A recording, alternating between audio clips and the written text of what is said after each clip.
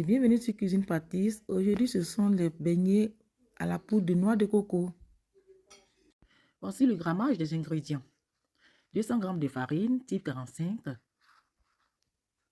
100 g de lait liquide, 2 œufs, 6 g de levure chimique, 30 g de beurre mou, 80 g de poudre de noix de coco, 120 g de sucre en poudre, zeste de citron, une bonne pincée de sel, de l'huile pour la friture.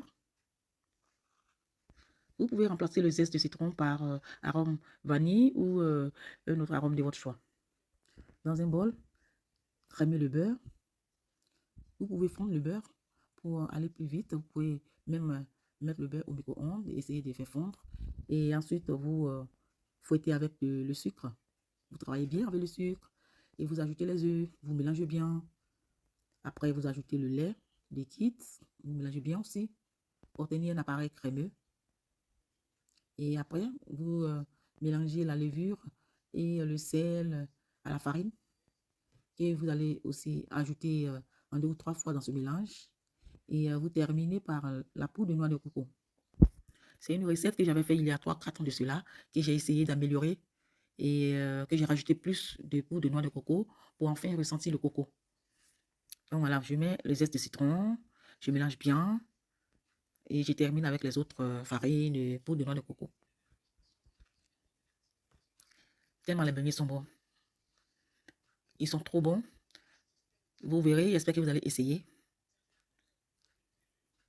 Mélangez bien et mettez de l'huile sur le feu. L'huile ne doit pas être trop chaud. Si l'huile est trop chaude, vos beignets ne vont pas cuire de l'intérieur. Donc évitez que ça soit trop chaud.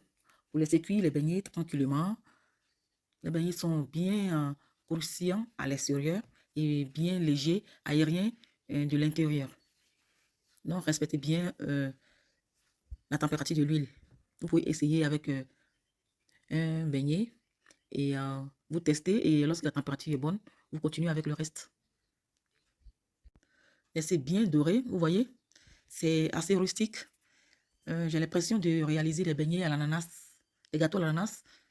Vous savez de quoi je vais parler, des gâteaux à l'ananas qui sont croustillants de l'extérieur et moelleux à l'intérieur. Voilà, vous avez l'impression que c'est à peu près le même rendu. Mais seulement, les beignets de coco sont plus légers. Ensuite, répétez la scène jusqu'à l'épuisement de la pâte. Comme ça sent bon.